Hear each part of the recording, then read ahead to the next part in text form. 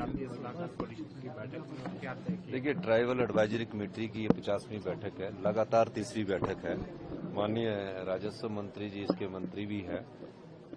जो ट्राइबल से संबंधित मुद्दे हैं उनको समझने की और उनको दूर करने की कोशिश की जाती है। माननीय जगत सिंह नेगी जी ने एक नया रोड की बात की है, जो निगुलसराय में हमेशा अड़चने रहती थी, बरसात में पूरा बंद हो जाता था। एक नया रोड इन्होंने बनाने की बात की है, जिसको कि इन्होंने कहा है कि हम 15 फरवरी तक उसको कंप्लीट करने की कोशिश करेंगे, ताकि पूरा जो किन्नौर है वो स्पीति है बरसातों के समय और डिफेंस की मूवमेंट वो खराब ना हो। और बाकी जो योजनाएं हैं, जो ट्रैवल से संबंधित कल्चर्स है, उस पर विस्तृत चर्चा की है। और हमारी सरकार का प्रयास है कि ट्रैवल में हम अच्छा विकास कर सके, जो सड़क की योजनाएं हैं उस पर आगे बढ़ सके। और पिछले दिनों माननीय मंत्री जी की लेफ्टिनेंट जनरल से भी मुलाकात हुई है ट्रैवल में टूरिज्म को बढ़ावा करने के लिए, और सोलर एनर्जी के और विंड एनर्जी के पावर प्रोजेक्ट्स लगाने के लिए उन सब बारों में चर्चा हुई है। बाकी हम ये कह सकते हैं कि हमारी सरकार जब से आई है, ट्राइबल में तेजी से विकास हो रहा है, चाहे वो स्पीति है, चाहे पांगी है, चाहे लाहौल है।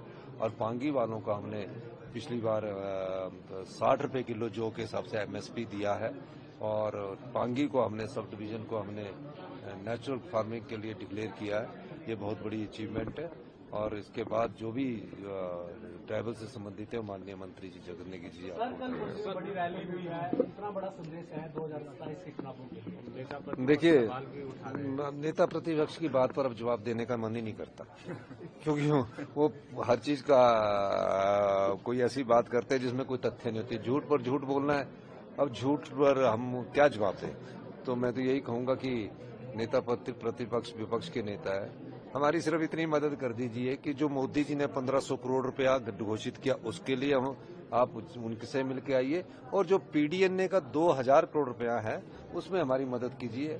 पर उसमें वो मदद नहीं कर पाएंगे। मोदी जी का 1500 करोड़ रुपया देंगे तो हम आर्थिक जो आपदा में जो नुकसान हुआ उसको और तेजी से काम करेंगे। वैसे हम अपने राजस्व से तेजी से काम कर रहे हैं। और सबसे ज्यादा फायदा नेता प्रतिपक्ष को ये सोचना चाहिए कि वो सिराज वालों के दुश्मन है।